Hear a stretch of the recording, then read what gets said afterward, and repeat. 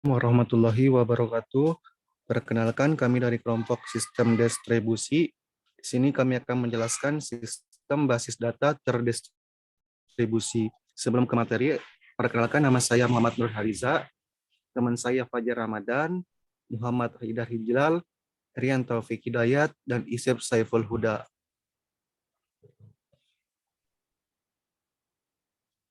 Di sini pembahasan kali ini ada 6 poin. Yang pertama itu definisi sistem basis data terdistribusi. Yang kedua tipe basis data terdistribusi. Yang ketiga itu arsitektur basis data terdistribusi. Yang keempat itu ciri-ciri basis data terdistribusi. Yang kelima keuntungan dan kerugian sistem data terdistribusi. Dan yang keenam itu penyimpanan data pada sistem terdistribusi.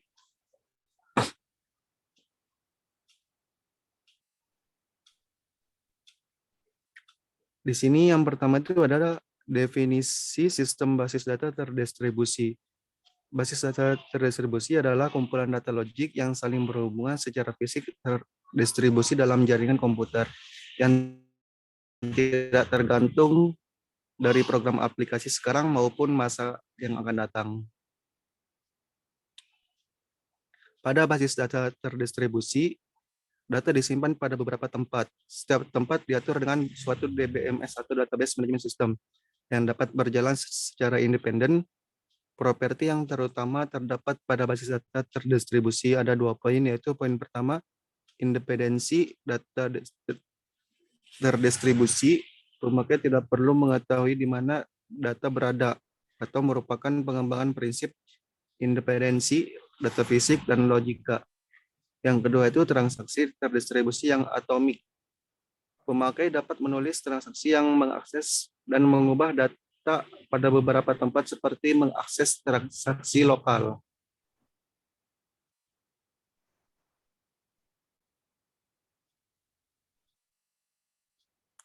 Selanjutnya akan dibahas oleh Saudara Fajar Ramadan. Silakan. Baik, terima kasih. Sini ada tipe basis data terdistribusi. Terdapat 2 tipe basis data terdistribusi. Yang pertama itu ada homogen, yaitu sistem di mana setiap tempat menjalankan tipe DBMS yang sama. Lalu yang kedua ada heterogen, yaitu sistem di mana setiap tempat yang berbeda menjalankan DBMS yang berbeda, baik relational DBMS atau non-relational DBMS. Lalu di sini ada arsitektur basis data terdistribusi. Terdapat 3 pendekatan alternatif untuk membagi fungsi pada proses DBMS yang berbeda. 2 arsitektur alternatif DBMS terdistribusi adalah client atau server dan collaboration server. Nah, yang pertama ada client server. Sistem client dan satu atau lebih proses server. Dan sebuah proses client dapat mengirim query ke sembarang proses server. Klien bertanggung jawab pada antarmuka untuk user, sedangkan server mengatur data dan eksekusi transaksi. Sehingga suatu proses klien berjalan pada sebuah personal komputer dan mengirim query ke sebuah server yang berjalan pada mainframe. Nah, yang kedua ada collaboration server. Arsitektur client server tidak mengizinkan satu query mengakses banyak server, karena proses klien harus dapat membagi sebuah query ke dalam beberapa subquery untuk dieksekusi pada tempat yang berbeda, dan kemudian membagi jawaban ke subquery. Proses klien cukup kompleks dan terjadi overlap dengan server, sehingga perbedaan antara klien dan server menjadi jelas. Untuk mengurangi perbedaan digunakan alternatif arsitektur klien server, yaitu sistem collaboration server. Nah, di sini ada ciri-ciri basis data terdistribusi. Data disimpan di sejumlah tempat, prosesor pada tempat yang berbeda tersebut dihubungkan dengan jaringan komputer. Lalu sistem basis data terdistribusi bukan terdiri dari sekumpulan file yang berada pada berbagai tempat, tetapi pada sebuah basis data di berbagai tempat. Setiap tempat secara mandiri memproses permintaan user yang membutuhkan akses ke data di tempat tersebut dan juga mampu untuk memproses data yang tersimpan di tempat lain. Untuk materi selanjutnya akan dijelaskan oleh Saudara Haidar.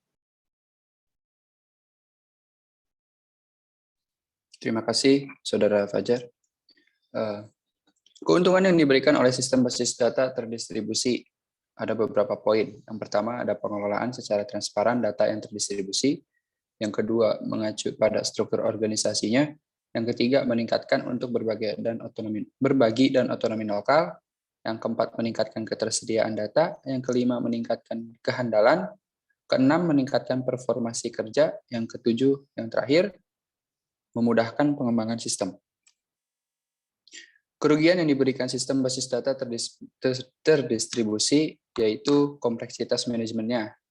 Lalu ada kontrol integritas lebih sulit, biaya pengembangan, keamanan, sulitnya standarisasi, menambah kebutuhan penyimpanan, dan lebih sulit dalam mengatur lingkungan data. Penyimpanan data pada sistem terdistribusi.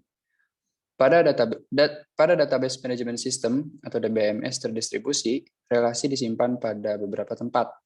Pengaksesan relasi yang disimpan pada remote site mengakibatkan biaya melewatkan pesan dan untuk menguranginya. Sebuah relasi dipartisi atau difragmentasi ke beberapa tempat. Dengan fragmen dikirim pada tempat di mana fragmen tersebut sering diakses. Atau replika pada setiap tempat di mana relasi menjadi kebutuhan yang tinggi. Ada beberapa pendekatan yang berkaitan dengan penyimpanan data atau tabel dalam sebuah sistem basis data terdistribusi, yaitu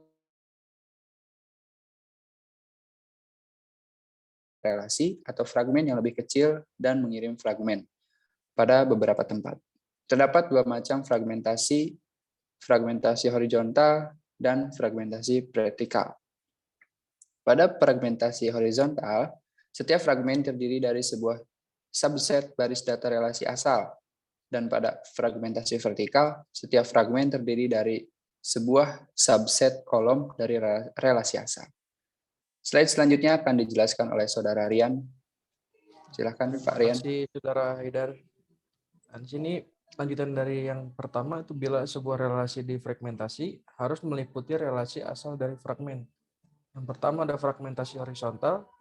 Union dari fragmen horizontal harus sama dengan relasi asal. Fragmen biasanya dibutuhkan disjoint. Yang kedua ada fragmentasi vertikal. Koleksi fragmen vertikal seharusnya dikomposisi lossless join. Nah, untuk menjamin fragmentasi vertikal lossless join, sistem harus menyediakan ID tuple yang unik untuk setiap tuple dalam relasi asli. Jika kita berpikir bahwa relasi asal sebagai file yang berisi tambahan tuple ID sebagai kunci, file ini ditambahkan ke setiap fragmen vertikal. Nah, sehingga dikomposisi dijamin lossless join.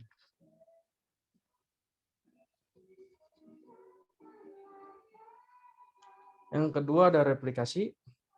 Sistem memelihara sejumlah salinan atau duplikat tabel-tabel data. Nah, setiap salinan tersimpan dalam simpul yang berbeda yang menghasilkan replikasi data. Lalu replikasi berarti bahwa kita menyimpan beberapa kopi dari relasi atau fragmen relasi. Keseluruhan relasi dapat direplikasi pada satu atau lebih tempat. Sebagai contoh, jika relasi R difragmentasi ke relasi 1, relasi 2, dan relasi 3, kemungkinan terdapat hanya satu kopi relasi, di mana relasi 2 adalah replikasi pada dua tempat lainnya, dan replikasi ketiga pada semua tempat. Lalu ada motivasi replikasi adalah yang pertama meningkatkan ketersediaan data. Nah, jika sebuah tempat yang berisi replika melambat, kita dapat menemukan data yang sama pada tempat lain. Demikian pula, jika kopi lokal dari relasi yang di remote tersedia, maka tidak terpengaruh saluran komunikasi yang gagal. Lalu ada evaluasi query yang lebih cepat. Query dapat mengeksekusi lebih cepat menggunakan kopi lokal dari relasi termasuk ke remote site. Lalu yang ketiga ada replikasi dan fragmentasi. Merupakan komunikasi dari replikasi dan fragmentasi. Data atau tabel dipilah dalam sejumlah fragmen. Sistem lalu mengelola sejumlah salinan dari masing-masing fragmen.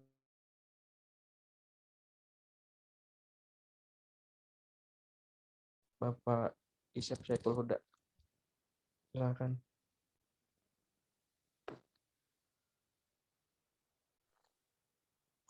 Terima kasih Saudara Rian. Selanjutnya ada pemrosesan query dalam basis data terdistribusi. Dalam sistem terpusat, kriteria utama untuk mengetahui cost dari sebuah strategi query adalah jumlah atau waktu akses ke disk. Faktor-faktor yang perlu dipertimbangkan yaitu yang pertama, faktor biaya atau waktu untuk transmisi data. Kemudian potensi peningkatan karena adanya sejumlah simpul yang dapat melaksanakan query secara paralel. Transformasi query.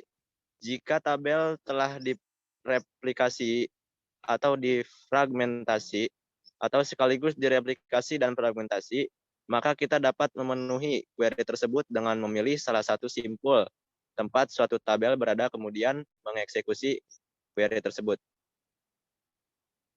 Jika tabel tidak direplikasi atau difragmentasi, pemilihan simpul akan didasarkan pada simpul yang memberikan ongkos transmisi data yang paling rendah. Jika tabel difragmentasi dan ditempatkan di berbagai simpul yang berbeda, maka kita harus melakukan operasi join atau union untuk merekonstruksi isi seluruh ini di samping tergantung pada query. Juga tergantung pada jenis fragmentasi yang diterapkan terhadap tabel yang terlibat dalam query. Kemudian jika fragmentasi yang dilakukan horizontal, maka operasi union dapat dilakukan. Selanjutnya, jika fragmentasi vertikal dan query menghendaki penayangan semua atribut, maka operasi natural join yang harus digunakan. Terima kasih. Kurang lebihnya mohon maaf. Saya kembalikan kepada moderator. Ya, terima kasih teman-teman yang sudah ikut menjelaskan. Sekian dari kelompok kami. Mohon maaf bila ada salah kata atau kekurangan materi dari kelompok kami, mohon dimaafkan. Wassalamualaikum warahmatullahi wabarakatuh. Waalaikumsalam warahmatullahi wabarakatuh.